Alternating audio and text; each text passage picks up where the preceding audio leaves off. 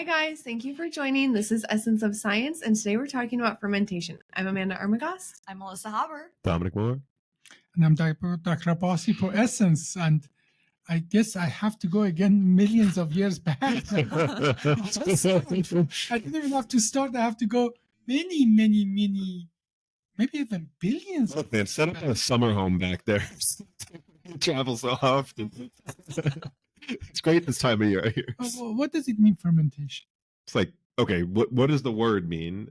Yeah, what is fermentation? It's like that anaerobic process. You break stuff down without oxygen. Anaerobic. It's important. Let's just break it. Anything complex, you break it to an individual, characteristic.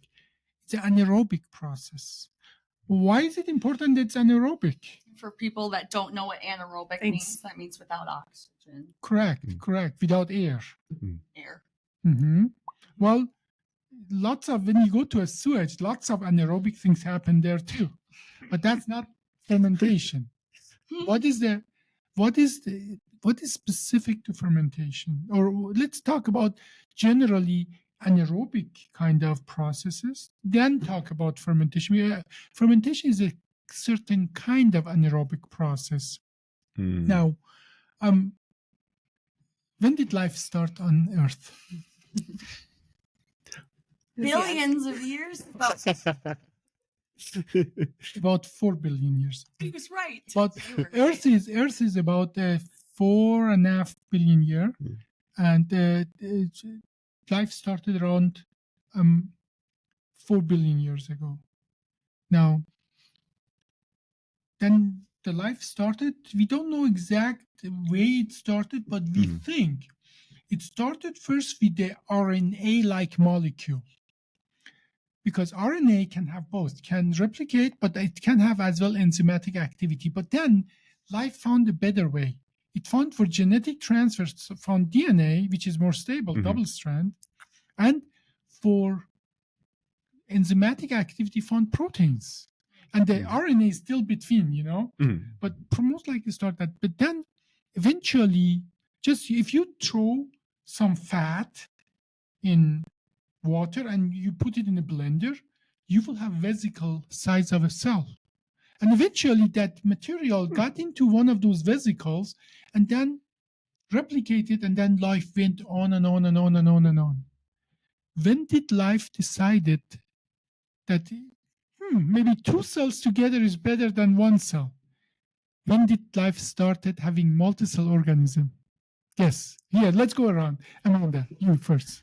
I love this game. Okay. Write my answer down. So, are you asking for like a timeline, like So how many years ago? 4,000 million years ago, life started. How many 1,000 or 100 million years ago, life started saying, okay, 2 cells is better than 1? I am going to say 500 million years ago. 500 million years, 500 million years ago. Yeah. So you are telling for 3.5 billion years, life on Earth was a single organism. I guess I'll say 2. 2 billion years ago. Okay, to you. What about you? Is that what you're going to say? I'm going to say 3.9. Okay, so you think that life started 4 billion years ago, and then Final 100 answer. million years ago. Final answer. Okay, we are just playing. It's okay. No wrong answer. Yeah, we're playing. No wrong answer. Is there, guys? It's only a fact, Down,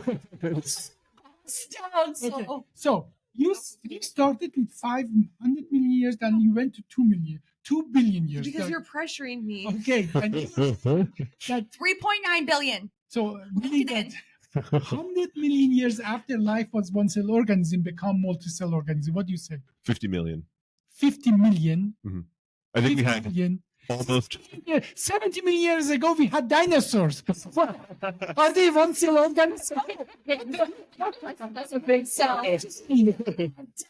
Yeah. Even think. I mean, Naive. I think dinosaurs are made. I'm going to come out and say it.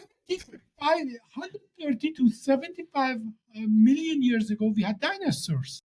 Never. So we had 2 cells, 3.9 billion. Yeah, Right? it was So- right. What's the answer? So about 780 million years ago, we started having multicellular. So your 500 was closest. You Wait a need minute, to wait a minute. Stop That's what pressuring was- me. On the paper, 750 million years ago. That's pretty good. Just for London. Okay, but can you imagine what that means? That for the first 3.2 billion years of the life on planet, it just was a domain of one cell organism. I can't imagine that because things snowball so fast. So it's like once they started doing 2, then they're like 4, 6. I mean, yeah. 4, What it kind of tells me is that Exponential. Yeah, But what I that's not meant. the point. The point is, it took 500 million years for life to start, but then for the next 3 billion years, it was just that until life figured out that can combine the cells together. So in that time that we are talking about the majority of life on the planet, okay?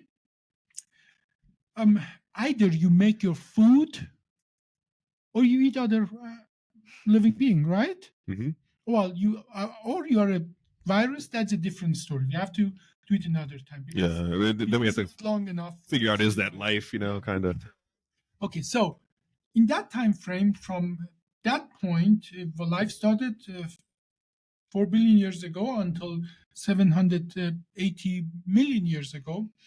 These cells, either they took sun, they created food with sun, Mm-hmm. like algae and so on, or they ate other living being. And then there was another path that we just discovered not long ago.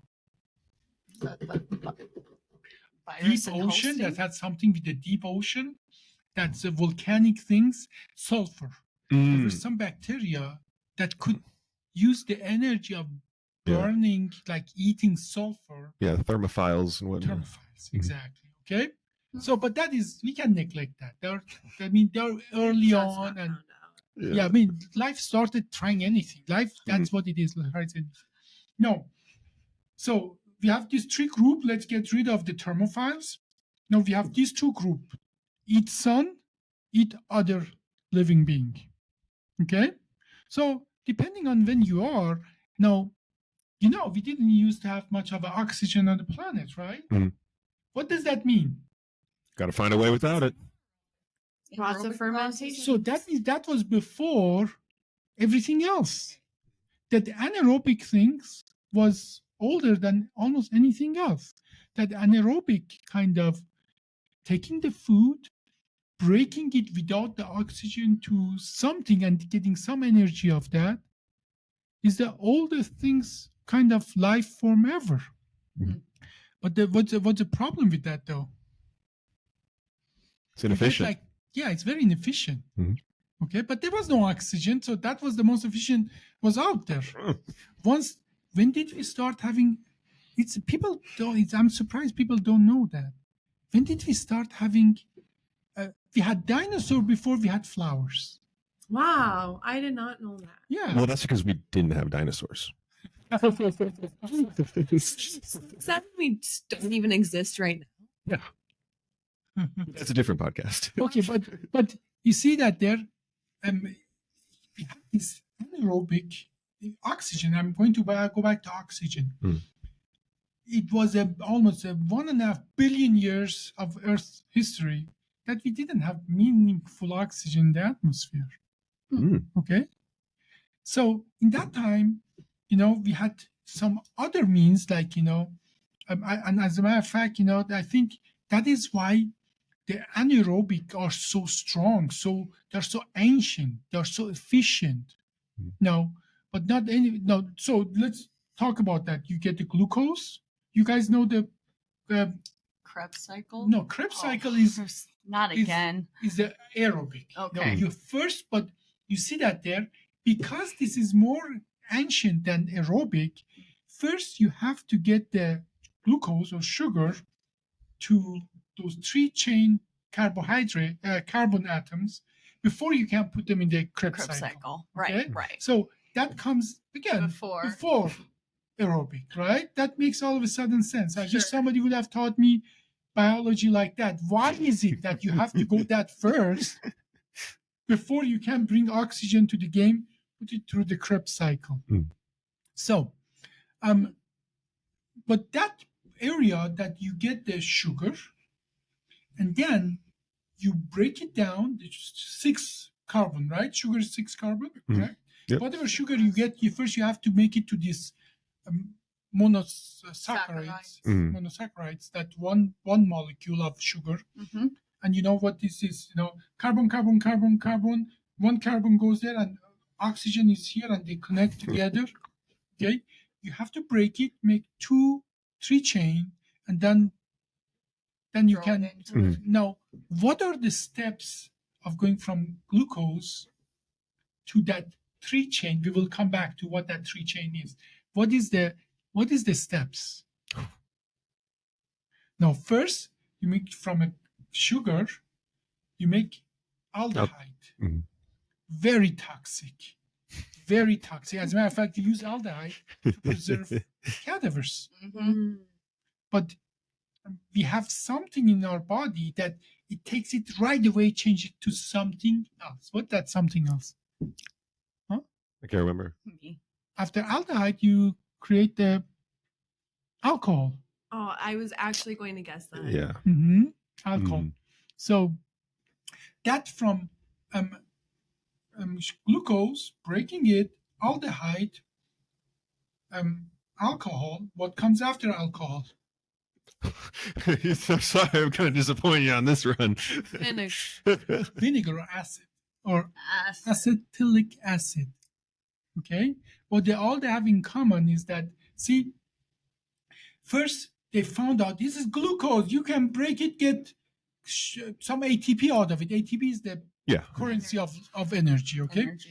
And then some other anaerobic thing they discovered. Wow, you can take that aldehyde now and make it to alcohol, get more energy out of it. Some of them figured out you can break that alcohol to acetylic acid or vinegar and get more energy out of it. Then vinegar, you can put it in Krebs cycle. Now, and there are, you take a spoon of water from the sea. There are like millions species, there are like trillion of organisms, but millions of species. Everybody is competing to get that little sugar you put there, right? And now, some of them are more efficient than the other, but some of them are specialized. Like some of them, they just work on the first level. They just make aldehyde. I'm done. Let me give me. This is for me that like my excrement. And then the other ones say, "Oh, your poop is my food," and so on. And then they go on and on and on. And then in that process, they produce a lot of other things. Now, fermentation for us is that path, literally, from glucose to acetylic acid without oxygen, and that's the most important part, without a lot of other things that would be toxic to us. So fermentation is just a small, I would say like a 0.001% of the anaerobic process of bacteria or sometimes even, fungus. Okay? It's a anaerobic path that create things that uses some energy of the sugar, create things that are not toxic to human. Why is it important? Do you remember that I said you get a spoon of water from the sea, and there are like billions or trillions of organisms and millions of species? They all have to fight with each other. How do they fight with each other over this 3 trillion years? Now you understand why this is so refined. This has had time. For 3 billion years, they have found a way to find their niche and suppress the others. So, if you choose the right species of this bacteria, fungus, or some other things, they break the glucose, they make alcohol, and then we get drunk, or they make vinegar. But with that process, they suppress every other bacteria or every other living being. So we have a monoculture that is good for us, or it's our microbiome or probiotic or biologically compatible with us, which is suppressing practically they make their own antibiotics. So basically, like, because eating fermented food is really good for your gut health, is that because the bacteria kills like the bad bacteria in your gut? No, it is good for you because you're using those bacteria for that process that are good for you. For every bacteria that's good for you, there are probably 5 million that are bad for you. But you don't use them for that process, and we don't call that fermentation. We call them sewage, and so on. But the fermentation is kind of process getting the glucose, energy from the glucose, breaking it down. Obviously, we never stop at aldehyde. We always go either to alcohol or to vinegar. As a matter of fact, people who make wines, they know that. If you wait too long, vinegar that wine and so on. That you have to stop it at certain point. By how do you stop it? You pasteurize it. You just bring the temperature to a certain point. Kill it all off. So that it doesn't move Can forward. you put it in the fridge, and when you put it in the fridge, then it doesn't grow so fast? I mean, I imagine it would slow down that metabolism, but it's not going to stop it. That's why yogurt goes bad. For example, my pickle recipes. It's a salt brine. And so you keep it on the counter or like in a dark space for 3 days, but you're not supposed to keep it longer, and then you put it in the fridge. Okay, let's start with that salt brine, because how do we ferment? Okay, salt is a fermentation method. Now, it's not unheard of that certain bacteria, certain fermentation agent can survive in that salt brine. Most of the others cannot. So your salt brine is actually selecting those kind of bacteria that are good for you. Or what you do, you take the old brine from the fermented stuff, you add it to the new stuff. No different than making bread. That's how you make kombucha. Kombucha. Yeah. Now, yes, kombucha is And one of them. yogurt. Bread. Let's talk about bread. It's a fermentation process, right? Yeah. Sourdough. Well, Sourdough especially. what is special about the bread fermentation? Why do we even do that? Why not just Well, it helps you to digest it better, and it helps your blood sugar spike less when you eat you eat sourdough. All true. But it's more than that, though. Okay, have you ever tried to make bread without fermentation, or without yeast, or without baking soda? Yeah, it's Unleavened? You cannot bite in it. Yeah, it's really dense. I all those- like unleavened bread, yeah. but it's dense as all get out. Everyone has You won't their have thing. much teeth if you do it for tens of years. Yeah, I was going to say, if I'm back in the day and I don't have a dentist either, I don't think I want the brick. Yes. Give So, me some soft bread. what it makes is make that microscopic pocket of air, which is not really air, which then literally makes that the whole thing bigger and softer. Yeah, I was actually trying to explain to someone recently. They were arguing. I hope you don't, but they were arguing with me about this. That I was saying you have to put some sugar in bread. Activated. You have to put some sugar in the bread to activate Why? the yeast. The yeast is hungry for the sugar. We and just it talked helps- about it. It helps it ferment. To break down. Break down nothing. If you can figure out how to break down nothing into energy, come talk to me. I've got a business idea. Trying to See, some bacteria can take the starch from the flour and break it, but that takes a long time. So you want to give them sugar because it is ready to eat it, and make it from 6 carbon to what? To what? 3. To aldehyde, but To that aldehyde alcohol. is 2 carbon. What is the other carbon goes to? So see, you get the sugar, you turn it to acetylic acid, which is 2 carbon, right? C2H5OH. That's a carbon acetyl vinegar. That's vinegar. 2 carbon, not 3. So you make from 1 sugar 2 vinegar molecule, 2 acetylic acid molecule. Where did the other carbon go to? Do they get eaten? Or? Yes. Well, it becomes Waste? CO2. That's a good one. Yeah. Waste. Yeah. It Yes. becomes carbon dioxide. And that carbon dioxide is what you have, that pocket of air in the bread is not air, it's carbon dioxide. The beer, that is how we figured out how to do carbonated beer. Beer is carbonated. Mm. It is the carbon dioxide that the missing carbon, the two missing carbon from the six carbon molecule sugar that makes the carbon dioxide and create that air within. I actually made my own vinegar one time, and you had to put a balloon on the top of the bottle, and then when the balloon is full, then you know you're done. So that exactly says, how much of the sugar get turned into carbon dioxide, because twice as much carbon dioxide is produced, you're going to have vinegar molecule in the solution, right? Right. So it's a correlation there. That's a kitchen science. That's kind of kitchen science. But you see that there, when you understand this connection between the chemistry and so on, then all of that makes sense. All of a sudden, why fermentation, why the same process that makes the bread makes the beer and so on. And why is it that, women can tolerate less alcohol than men? Why? Because men have a much stronger aldehyde dehydrogenase in our liver. Mm-hmm.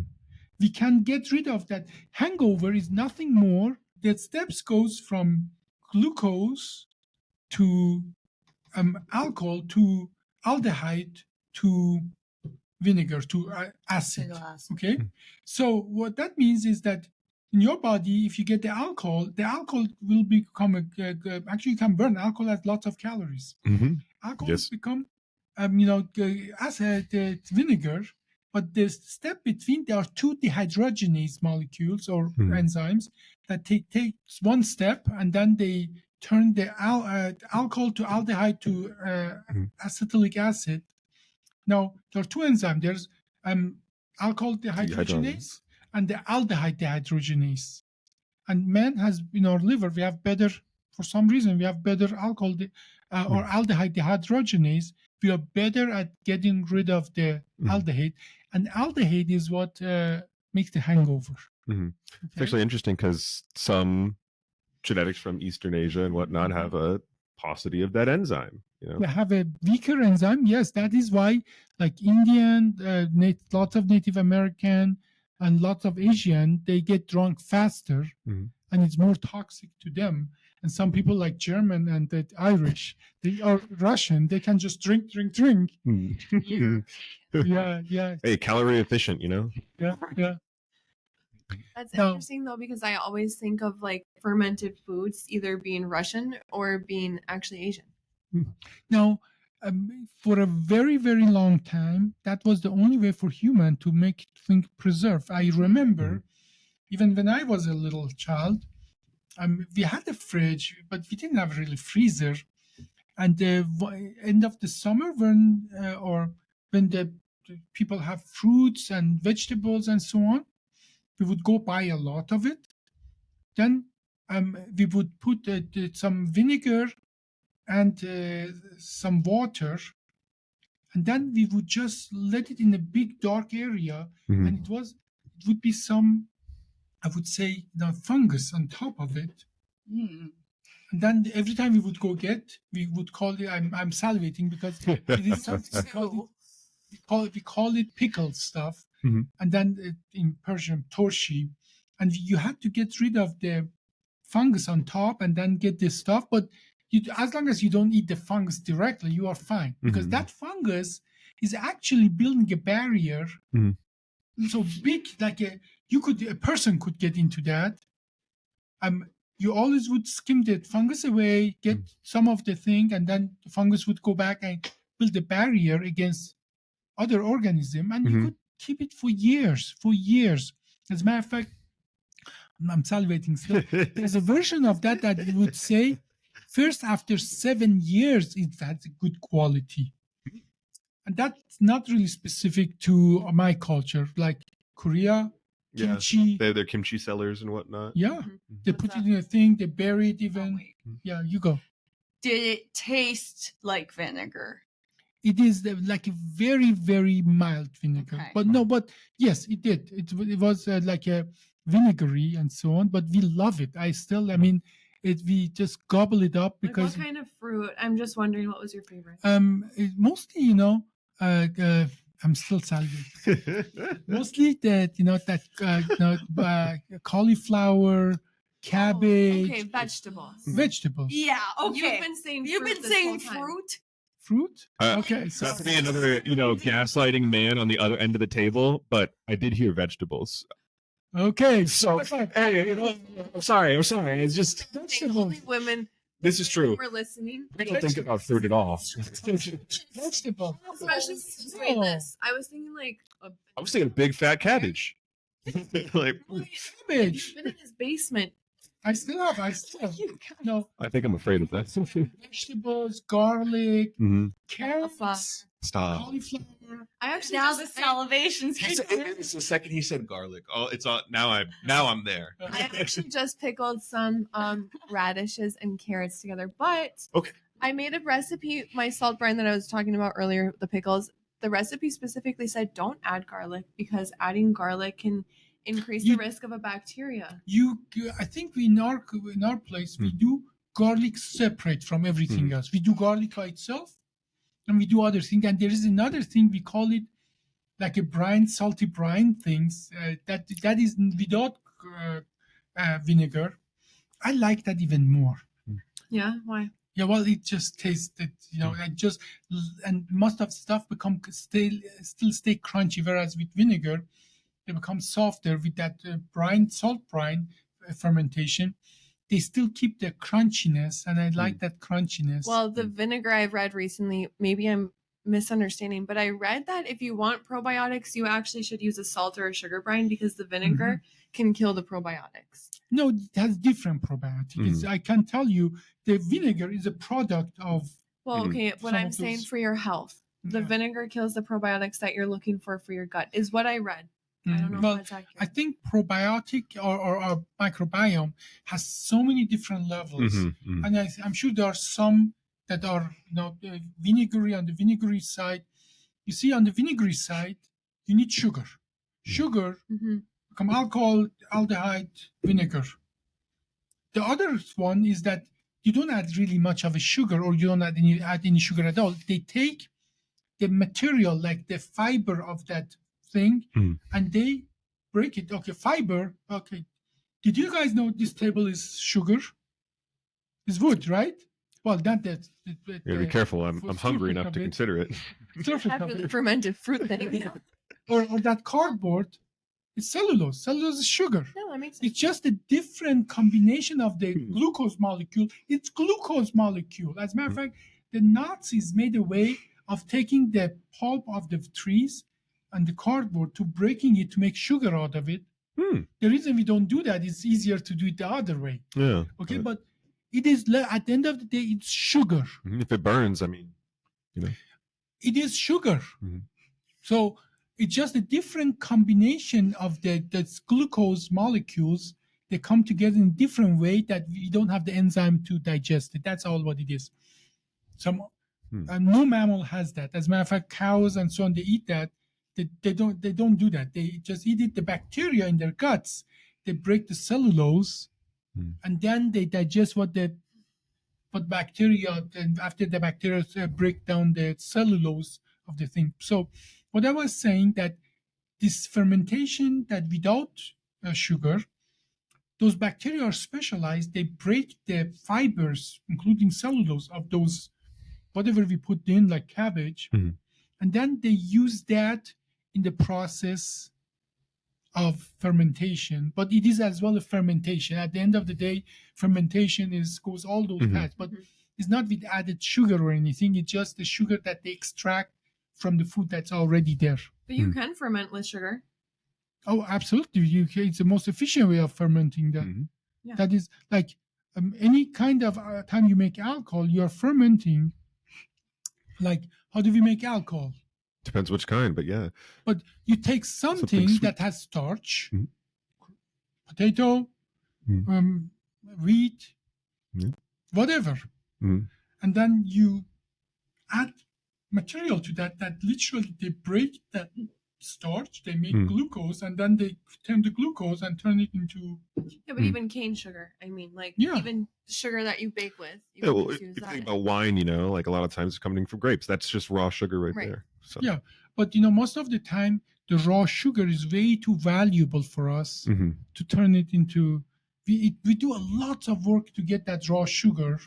Name what's more valuable than wine? Well, See? now if you would okay, if you would go few hundred years back, I'm kidding.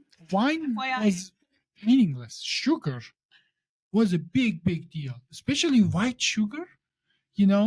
There were wars fought. I mean, not even long time ago. Long, bloody wars. I mean, we enslave a lots of people in Haiti and so on. That's another Mhm. story. Okay. But for sugar. Okay. What about? I'm on Alyssa's side. What about when water was so like unclean, we had to drink alcohol? Isn't that a thing? That is not a long time ago either. Yes, it is a thing. So- As a matter of fact, So value. now see, even right now, you give few percentage alcohol in any bad water, you kill almost everything, there, and then you may get a little drunk, but at least you don't die of Mhm. being sick. And for a long time, the fermentation was a way for us not to die. Literally, like in Germany, they would water down wine and beer, give it to babies. Mm-hmm. Mm. Well, the babies would be a little low IQ, but at least they wouldn't die. Yeah, I Mhm. just read a book about that in the U.S. The people lived in the South and they couldn't afford clean water, but they could afford beer. So the child became like an alcoholic by the age of 4. But because it was fermentation is so easy. Mhm. Mhm. That is the magic of fermentation. You can do it in your kitchen. You can do it in your cellar. Fermentation is something that nature is doing all the time for you. I think I've done some fermentation under my bed by accident. Oh, I've done. What does that mean? Body armor. Okay, body armor is like What's a body armor? Powerade. It's like Gatorade. It's a sugar drink that's meant to not be sugar. But you throw the lid on it, you forget it, it rolls under the bed. A couple days later, you pull it out, it's full of air. You're scared to open it. You go, it smells. You're like, sorry. Now, if it smells bad, it's not fermentation. It's an anaerobic Mm. bacterial decay. Yeah, well, all the above. I stay kind of far from it, dump it out, and run away. That's what I think of when I think of fermentation. I'd like to quickly open up the topic on fermentation smell, by the way. He says when it smells bad, it's not some fermentation does smell Agree. bad. That's just because of a preference. It's not as visceral of a reaction. Yeah. There is actually a special food in Norway.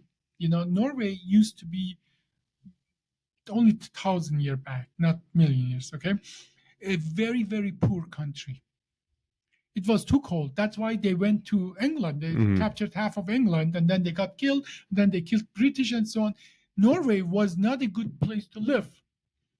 And it could support very few people and so on. They mostly ate fish, but if in the winter, if it's everything frozen, you cannot go get fish. So what do? They put fish in a barrel and let it ferment. My grandma still likes that stuff. Oh, you know what I'm talking about? Yeah. I can't think of what it's called. It is the most disgusting Hair. smell, but once you get over it, they say it has a pleasant rancid taste. They say. I haven't tried that. I'm assuming this is because it was like salt, too rare of a resource to just salt all this fish. Salt. I mean, Okay, salt okay. is a very valuable resource. Yeah. They just put the fish in a barrel, let it ferment, and then it is. But consider that it was either that or starve. Yep. Or read the English.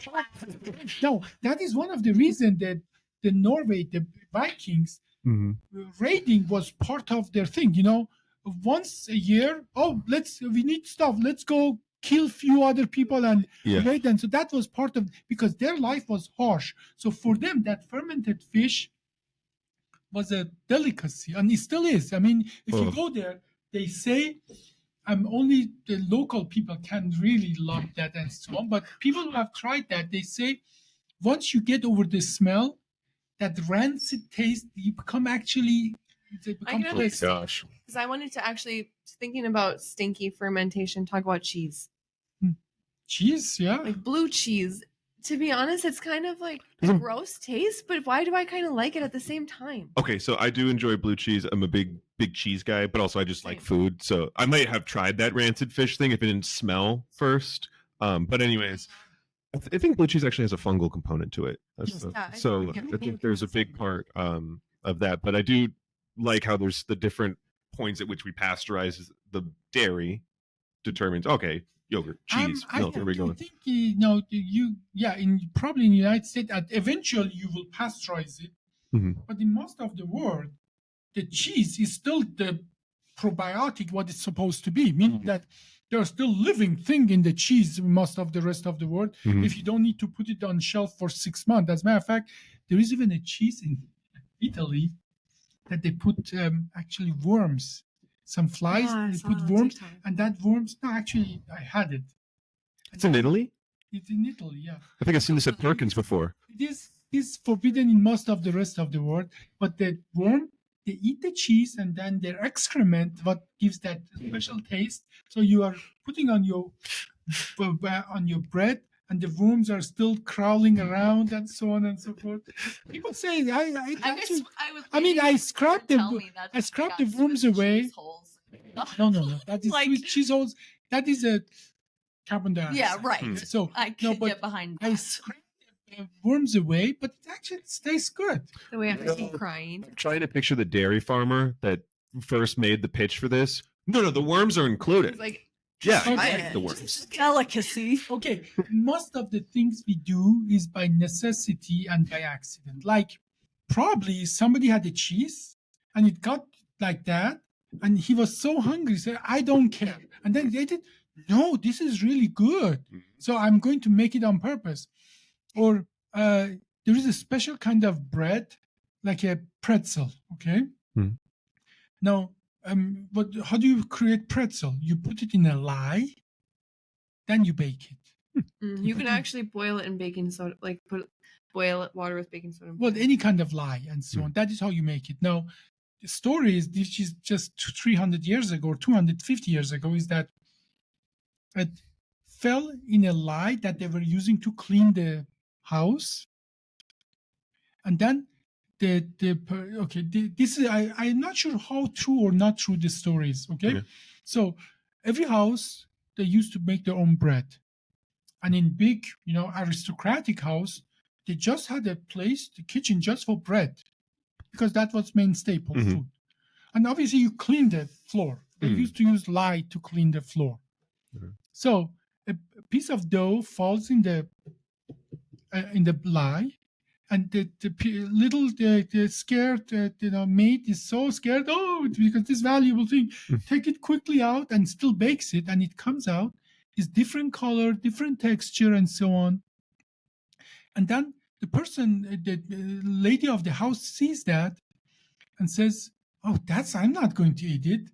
Give it to the horse. And then the horse had a name. I have to look it up what that was. Pretzel. No. Yankee Doodle. No, and then in French, give it to the horse, and the horse had a name. That horse had a name that she says, I'm not going to eat that. Give it to my horse, and so on. And then the name of that bread is now the name of that. Give it to the horse. The name of that horse. Like, let's say the name of the horse is Lily.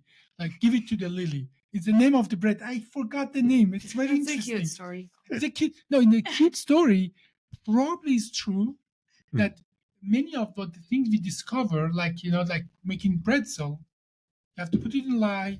That probably happened because they had the cleaning thing there and something fell there, and then they saw that it makes completely something different. So with the blue cheese, with the other cheese, with the worm in it, probably the same. Well, honestly, when you think about it, at the end of the day, there's an entire category of food that is deadly to humans until cooked.